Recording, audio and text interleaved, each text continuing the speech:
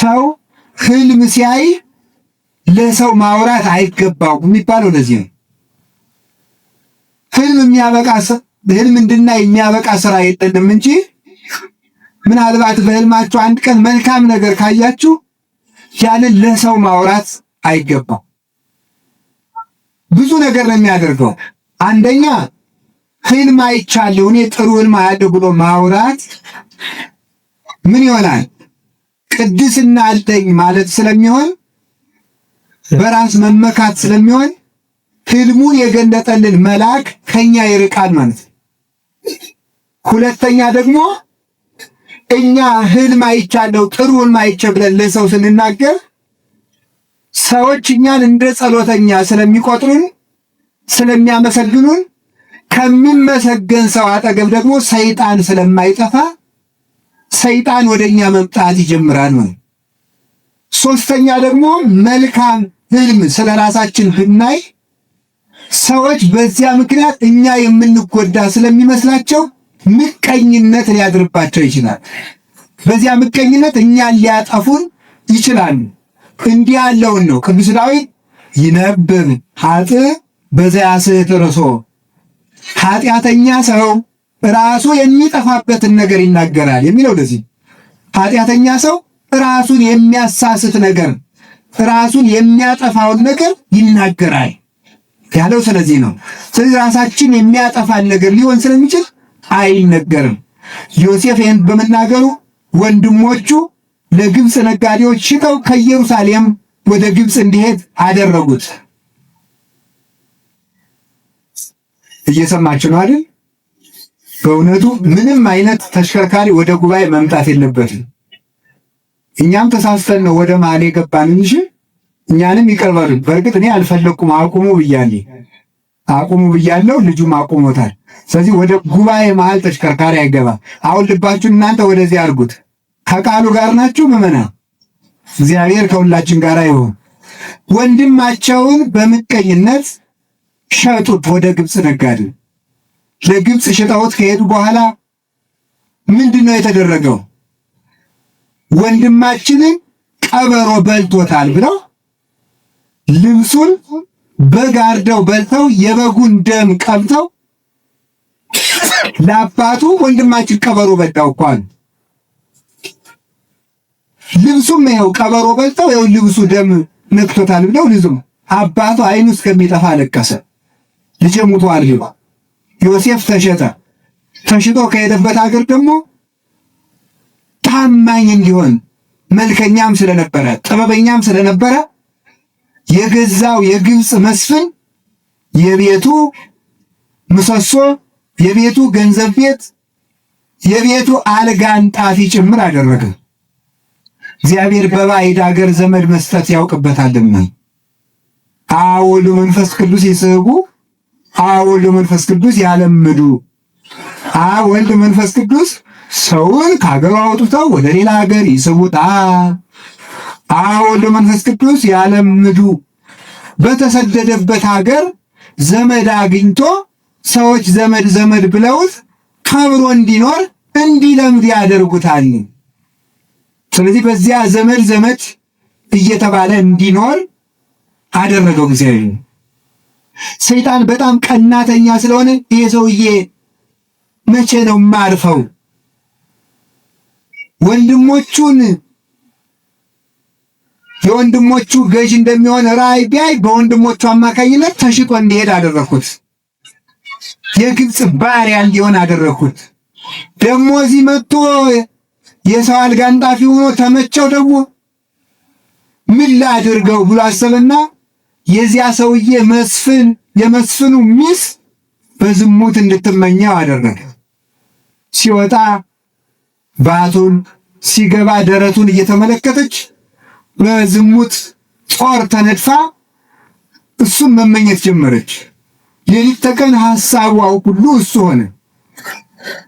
ከዕለታት አንድ ቀን አንተ ሰው ከኔ ጋር ኃጢአት እንድትሰራ እፈልጋለሁ አለች። አይ ባለቤትሽ በገንዘቡ ሁሉ ሲሾመኝ በአንቺ ላይ ግን አልሾመኝም አለ። በሚስቱ ላይ አልሾመኝም። ልብ ብላችሁ ታውቁ እንደሆነ እግዚአብሔር በመለኮቱ ጉልማሳ በሚስቱ ንጉሥ በመንግስቱ ሲገቡበት አይወድም። ይቅርታ የማይደረግባቸው ርዕሰ ጉዳዮች ናቸው እነዚህ። እግዚአብሔር አምላክነቱን ለሌላ ሲሰጡበት፣ ንጉሥ መንግስቱን ሲንቁበት፣ ጎልማሳ ደግሞ ሚስቱን ሲቀሙት በዚህ ይቅርታ አያደርጉም። ሶስቱም እኔ በዚህ ላይ አልሾመኝም ማለት። ከዕለታት አንድ ቀን ገብቶ ከቤተ መንግስት ያለውን ገንዘብ ሁሉ ሲያናፍስ አንተ ባሪያ ዛሬ እጄ ወድቀሃል አለቅህም ብላ ያዘችው። ጨርቁን ጥሎላት ወጣ። ልብሱን ብትይዘው ልብሱን አውልቆ ጥሎላት ወጣ። መጀመሪያ ምንድን ነው ያላት? እንዴት በእግዚአብሔር ፊት እንዲህ ያለ ክፉ ነገር ሰራደዋል? በእግዚአብሔር ፊት እግዚአብሔርን የሚያምን ሰው ማለት ምን አይነት ሰው እንደሆነ ታውቃላችሁ? እግዚአብሔርን የሚያምን ሰው ማለት የትም ቦታ ሆኖ እግዚአብሔር ያየኛል የሚል ሰው ነው። አሁን ዛሬ እኮ እግዚአብሔር የሚያየን አይመስለንም። ቤተክርስቲያን ስንሆን የሚያየን ይመስለናል እንዴ? ሰው ጭፈራ ቤት ሲገባ፣ ሰው መሸታ ቤት ሲገባ፣ ሰው ዶርሙ ውስጥ ሲሆን፣ ሰው ቤቱ ውስጥ ሲተኛ መስኮቱን ዘግቶ አልጋውን ዘግቶ መጋረጃ ጋርዶ ሲተኛ ግን እግዚአብሔር የሚያየው ይመስላል? አንዳንዱ ሰው ሲበላ ግን እግዚአብሔር የሚያየው ይመስላችኋል? አይመስልም እኮ። ከተራራ ተፈንቅሎ የመጣ ድንጋይ አሳክሎ ሲጎርስ እግዚአብሔር የሚያየው አይመስልም። አንዳንዱ ሰው ሲሳደብ እግዚአብሔር የሚያየው አይመስልም። ሲሰርቅ እግዚአብሔር የሚያየው አይመስልም። እግዚአብሔር ደግሞ የትም ቦታ ያያል። እግዚአብሔር ዲያቆኑ ቅዳሴ ላይ ምንድን ነው የሚለው? ማንም ከዚህ መካከል በክፋት እንዳይኖር ተጠንቀቁ እግዚአብሔር ያያልና ነው የሚለው። ማንም በዚህ ቤተ ክርስቲያን ውስጥ በክፋት እንዳይኖር ተጠንቀቁ እግዚአብሔር ያያል። ቤተ ክርስቲያን ትክክል ነው፣ ግን ታክሲ ውስጥ እግዚአብሔር ያያል ትላላችሁ? መኪና ውስጥ እግዚአብሔር ያያል ትላላችሁ?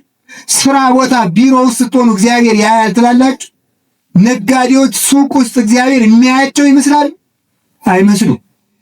እግዚአብሔር ቤተ ክርስቲያን ስንመጣ እግዚአብሔር የሚያይን መስሎን አቤቱ ጌታዬ ማረኝ፣ አቤቱ የሆነ ሰው እንኳን አጠገባችን ክፉ ነገር ቢናገር ምን ለምንለው? አንተ እግዚአብሔርን አትፈራም እንዴ? ቤተ ክርስቲያን እኮ ነው ያለው፣ ዝም በል። እሺ ቤተ ክርስቲያን ውስጥ እግዚአብሔርን አትፈራም ወይ? መንገዱ የሰይጣን ነው እንዴ? ቤታችን የሰይጣን ነው እንዴ? ቤተ ክርስቲያን ብቻ እኮ አይደለችም የእግዚአብሔር። ለእግዚአብሔር ምድር በምላ ዓለምኒ ወኩሎሙ እለ ይነብሩ ውስቴታ መዝሙር 23 ላይ ምድር በሞላዋ የእግዚአብሔር ናት ነው የሚለው። ምድር በሞላዋ የእግዚአብሔር ናት። ቤት ውስጥ እግዚአብሔር አለ። ለዚህ ነው አረጋዊ መንፈሳዊ የሚባል የቤተ ክርስቲያን አባት ምን ይላል? ብቻዬን ነኝ ብለህ ቤትህ ውስጥ ራቁትህን አትተኛ፣ ሰው ባያይህ እግዚአብሔር ያይሃልና። ሰው ባያይህ እግዚአብሔር ያይሃል። ጠባቂ መልአክህ ያይሃል። ሰዎችን ማታለል ብትችል እግዚአብሔርን አታታልለው። አለቃህን ብታታልለው እግዚአብሔርን አታታልለው። ሚስትህን ብታታልላት እግዚአብሔርን ማታለል አይቻልም።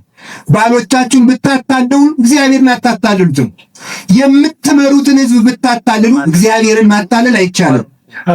የዕቃ የምትሸጡለትን ሰው ብታታልሉት እግዚአብሔር አባይ ሚዛን፣ ሐሰተኛ ሚዛን በእግዚአብሔር ዘንድ አጸያፊ ነው ይል። በስፍር የሚሰርቁ በሚዛን የሚሰርቁ ቤት ዘግተው ክፉ ምክር የሚመክሩ የከንፈር አምልኮ እያመለኩ በልቡናቸው ተንኮል የሞላባቸው ሰዎች እግዚአብሔርን አታይም አትሰማም ብሎ መሳደብ ነው። ስለዚህ ወጣቶች ወንድሞቻችን እህቶቻችን የትም ቦታ ኃጢአት ስሩ የሚል ሕሊና ሲያያት ሲመጣባችሁ እግዚአብሔር ያየኛል ማለት አለባችሁ። እስኪ በሉ ማን ያየኛል ያላችሁት? እግዚአብሔር ያየኛል ነው የሚባለው። በእውነቱ ማለት ዮሴፍ በወጣትነት ዘመኑ እግዚአብሔር ያየኛል ያለ ሰው። ወጣትነት ዘመን እሳት የሚመራው ዘመን ስለሆነ እግዚአብሔርን ማሰብ ካልተቻለ እጅግ አደገኛ ነው፣ ያሰጥማችኋል። ታዲያ ልብሱን ጥሎላት ሄደ፣ ታሰረ። አያችሁ፣ ሰው ባሪያ ሲገዛ መግዛት ያለበት እንዲያ ያለውን ነው አለች። ዝርዝሩን ባልነግራችሁ ይሻላል ብዬ ነው አይደለም። እንዲያ ያለውን መልከ ጥፉ ይገዛል እንጂ ይሄን መልከኛ ባሪያ ገዝቶ አስደፈረኝ አለች። የራሷ ናት እንግዲህ ጉድ እንደዚህ ያለች። አስደፈረኝ እኮ አለ። በኋላ እንግዲህ ልብ ብላችሁ ስሙ። ልብሱ የእሷን ልብስ ቀደደችው። ይሄ ደፋር ባሪያ እኔን እደፍራለሁ ሲለው ልብሴን ቀዶት፣ የእሱን ልብስ ደግሞ ስታገል ቀድጀው አለ። የእሱ ልብስ የተቀደደ በኋላው እንግዲህ እግዚአብሔር ያሳያችሁ ማለት በኋላው። ከዚያ ምን አሉ ፈራጆቹ? እንዲህ አሉ፣ አይ መቼም የንግሥት ፍርድ አይጣስም እንጂ ነገሩ ሲያንቺ ነው የሚመስል። ምክንያቱም እሱ አንቺን አስገድዶ ቢሆን የእሱ ልብስ በፊቱ በኩል ነበር የሚቀደደው። ስለዚህ ሩጦ ሲወጣ ነው ነገሩ የቀደድሽበት። ግን ምን ይደረጋል ተሹመሻል፣ ጊዜ ሰጥቶሻል ብለው አሰሩላት። ደስ ይበላት ተብሎ ማለት ዛሬ እኮ የሆነ ባለስልጣን እንዳይከፋው ተብሎ ያላበሳቸው መከራቸውን የሚያዩ ሰዎች አሉ። እነገሌን ደስ እንዲላቸው ተብሎ የሚታሰር ሰዋል። እነገሌን ደስ እንዲለው ተብሎ የሚገደልም አይጠፋም። ይሆናል አላየውም፣ ግን ሳይኖር አይቀርም። እነገሌን እንዳይከፋቸው፣ ከሚከፋቸው ይሙት፣ 3 ሰው ይሙት አይደል? እግዚአብሔር ይወዳችሁ። እግዚአብሔር ማንንም ለማዳን ማንንም አይገድልም።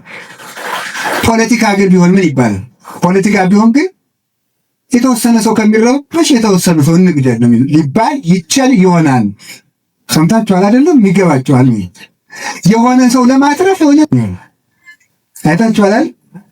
አሁን ብዙ ጊዜ ልናገር እንልተው፣ እሺ ባትሉኝም እናገራለን። ከበሮ ሲመታውን አንዳንዱ ሰው ወንድ ሲሆን ወደ እነማን ዙሮ ነው የሚመጣው? ወደ ሴቶች ዙሮ ነው የሚመጣው። እንዲህ አይሁት እኮ ነው፣ ሌላ እኮ አይደለም። እንዲህ አይሁት እነሱ እንዲህ አይሁት በዚያ በኩል ማለት ነው። አንዳንዱ ሰው ደግሞ ሴቶች በተቀመጡበት ስንጥቅ አድርጎ የሚያልፍ ሰው አለ። እንደው በዚያ እንዲህ አይሁት ነው፣ ምንም እኮ አይደለም። ስለዚህ ከበሮ እነገሌ እንዴት ነው የሚሉኝ፣ በነገሌ ምን ስዕል አለኝ እየተባለ ነው የሚመታው ማለት ነው። አሁን ከበሮ ሲመታ እስክስታው፣ እንቅጥቅጡ፣ ብር መሰኘቱ ምንድን ነው? ለእግዚአብሔር ነው ለሰዎች ነው? እንዲህ ማለት እኮ በቂ ነው። ከበሮ ሲመጡ በጣም መሽከርከር ይቻላል አይቻልም ብሎ ከመጠየቅ በፊት አንድ ጥያቄ መጠየቅ ቀላል ነው። ከበሮ ስንመታ የምንሽከረከረው ለእግዚአብሔር ነው ለሰው ነው? ለሰው ነው። ሴቱም እንደዚያው ማለት ሴቱም ቢሆን ወንዶች እንዲያዩዋችሁ እያላችሁ ነው የምትኖሩት ሁሉ ይመስለኛል ነው። እንዲያውም አንድ ጸሐፊ ምን ብሏል መሰላችሁ? የወንድ ልጅ ፍላጎት ማወቅ ከፈለክ ሴትን መመልከት ነው ይላል። ምን ማለት ይመስላችኋል? የምትለብሱት ወንዶች እንዴት ነው አድርገው የሚያስቡኝ እያላችሁ ነው። ጸሐፊው ነው፣ እኔ አላልኩም። እንዴት አድርገው ነው የሚያስቡኝ፣ ደስ እላቸዋለሁ አልላቸውም እያሉ የሚለብሱ ማለት ለሰው ተብሎ አይደለም የሚኖረው፣ ለእግዚአብሔር ተብሎ። የመጀመሪያው እግዚአብሔር እኔን እንዴት አድርጎ ነው የሚያውቀኝ? በሌብነት ነው የሚያውቀኝ? በመለጋስነት። በውንብድና ነው የሚያውቀኝ? በቅንነት። በትጋት ነው የሚያውቀኝ? በስንፍና። በዝሙት ነው የሚያውቀኝ? በንጽህና። በጾም ነው የሚያውቀኝ? በሆዳምነት። በማመስገን ነው? በተሳዳቢነት ነው? በአስታራቂነት ነው? በነገረ ሰሪነት ነው የሚያውቀኝ ብሎ ነው። ከእግዚአብሔር ፊት ስላላችሁ መልክ ነው መጨነቅ። ለሰው ተብሎ ሰው አሁን ደውኮ ይገርማል። አንድ ሰው ብር ይሰጣልና ቤተክርስቲያን እገሌ 50 ሺህ ብር ሰጥቷል እልል በሉለት ሰዎች። አሁን ሰውየውም ከዚያ በኋላ ምንድን ነው ሌላ ቀን 10 ብር ሲሰጥ ዝም ብንል ዛሬ አንሶ ነው ያለጨበጨቡልኝ ማለት ይጀምራል። እግዚአብሔር ይቀበለኛል ሳይሆን ሰዎች እንዴት አሉኝ ስለሆነ ማለት ሰዎች እንዴት አሉኝ፣ ሰዎች ተቀበሉኝ አልተቀበሉኝ። ሰውን መሰረት አድርጎ የሚሰራ ስራ ሰው ሲወድቅ አብሮ ይወድቃል፣ ሰው ሲፈርስ አብሮ ይፈርሳል። ሰውን እየተከተለ እግዚአብሔርን የሚከተል ሰው ይጠፋል። እግዚአብሔርን ተከትሎ ከሰው ጋር ይኖራል እንጂ ሰውን ተከትሎ ከእግዚአብሔር ጋር አይኖርም። ሰው ተሰባሪ ነው፣ ሰው ተሰናካይ ነው፣ ሰው ወዳቂ ነው። ጽኑ እግዚአብሔር ነው። ሩጫቸውን የጨረሱና እሱን የመሰሉ ቅዱሳንን ግን እንከተላቸዋለን። አሁን ለዚህች ሰው ተብሎ ያ ጻድቅ ሰው ታሰረ። በኋላ እግዚአብሔር አልተወው። ከእስር ቤት ውስጥ እያለ ደግሞ ህልም የመፍታት ጸጋንን ሰጠው እግዚአብሔር። እስር ቤት ሊያወጣው ሲፈልግ ማለት ነው። ነገር ሁሉ ለበጎ ነው የሚባለው ለዚያ ነው። ነገር ሁሉ ለበጎ ነው። እስኪ በሉ አንድ ጊዜ ምመነን፣ ነገር ሁሉ ለምንድን ነው? ለበጎ ነው። መታሰርም መጨነቅም ሰዎች ሁሉ ተሰብስበው ውሸታም መሆናቸው ግድ የለም፣ መልካም ነው። 11 ወንድሞች ነበሩ። 11ዱም ጨካኞች፣ 11ዱም ውሸታሞች፣ 11ዱም ደግሞ አሳልፈው የሚሰጡ ናቸው። ኢትዮጵያ ውስጥ 110 ሚሊዮን ህዝብ ካለ 110 ሚሊዮን 109 ሚሊዮን 999 ሺህ ሰው ውሸታም ሆኖ አንድ ሰው ቢተርፍ እንኳን ይሄም ቢሆን ለበጎ ነው። እግዚአብሔር በአንድ ሰው መፍትሄ ስለሚያመጣ ነው። አሁን ሰው በጣም የጨካኞችና የክፉ ሰዎች መብዛት እያስጨነቀው ነው። ብዙውን ሰው አለቀልን ብሎ ወደ መወሰንም እየደረሰ ነው። አንዳንዱ ሰው ከዚህ በኋላማ ምን ቀረን እያለ ነው። እግዚአብሔር ሁሉም ክዶ አንድ ሰው ቢቀርም በዚያ መፍትሄ የማምጣት ኃይል ያለው አምላክ ነው እግዚአብሔር። ወንድሞቹ ሁሉ ሸጡት። ከዚያ ደግሞ የተሰደደበት ሀገርም ደግሞ እስራት። አንዳንድ ጊዜ መከራ ሲደራረብ እግዚአብሔር የሌለ ይመስላል። ሊቃውንቱ ይላሉ ደመና ሲበዛ ፀሐይ የሌለ ይመስላል፣ ውሸት ሲበዛ እውነት የሌለ ይመስላል፣ መከራ ሲበዛ እግዚአብሔር የሌለ ይመስላል ይላል። ግን ደመናውን ነፋስ መበተኑ አይቀርም፣ የውሸት ብዛትም በእውነት መበተኑ አይቀርም። ጊዜ የሰጣቸው ሰዎችም በጊዜ መሰናከላቸው አይቀሩም። ጨካኝ ሰዎችም ለነሱም ጨካኝ መውረዱ አይቀርም። ባለጸጎችም መለየታቸው አይቀርም። ሁሉም ይረሳል። ለደስታም የማብቂያ ጊዜ አለው፣ ለሐዘንም የማብቂያ ጊዜ አለው።